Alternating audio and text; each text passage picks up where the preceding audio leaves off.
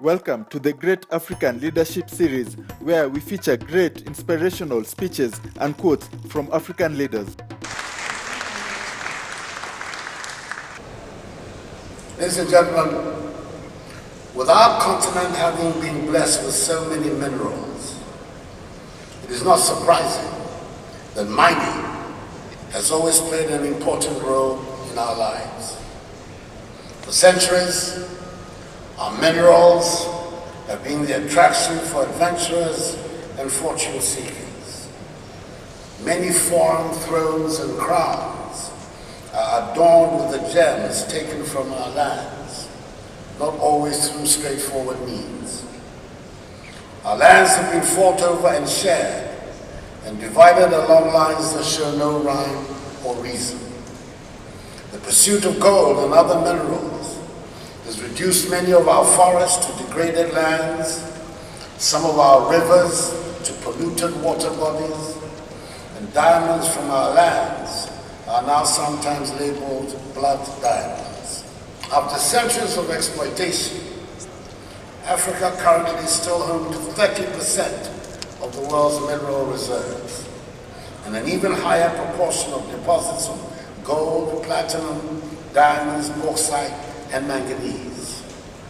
The story of mining in Africa has not always been a happy one. The irony is not lost on many that our continent, so rich in the minerals that are sought after by the world, should remain inhabited by the poorest people on the globe.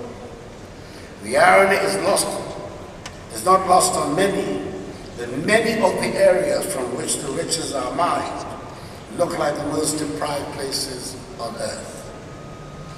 There is no question that African countries have not always done well in negotiations with the companies that have mined our minerals.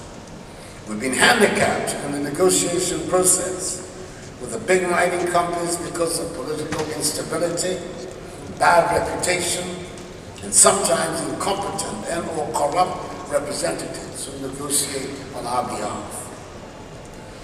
The world has changed a lot since the early mining contracts were drawn. Today, we are a more politically stable continent and more committed to the rule of law, and thus mining companies cannot and should not sink to the perception of the high-risk, politically unstable place to do business label.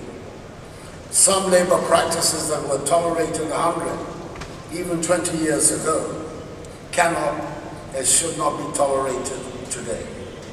One cannot, ladies and gentlemen, discount the illuminating report produced by a high-level panel chaired by the highly respected former president of this country, His Excellency Thabo Mbeki, which states that Africa is losing annually more than 50 billion United States dollars through illicit financial outflows.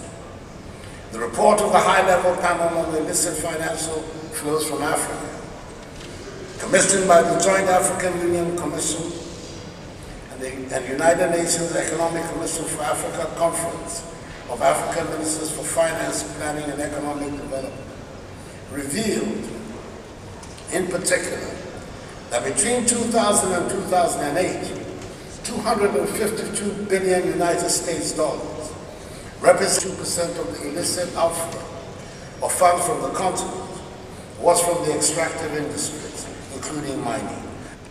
I do not need to tell you that there are undiscovered riches inside the bowels of the lands in Africa, but I want to remind you that there are riches on the top of the lands also, in the form of a young, vibrant, and dynamic population who are anxious to work and who, with the requisite skills, represent an extremely positive factor in the rapid development of the continent.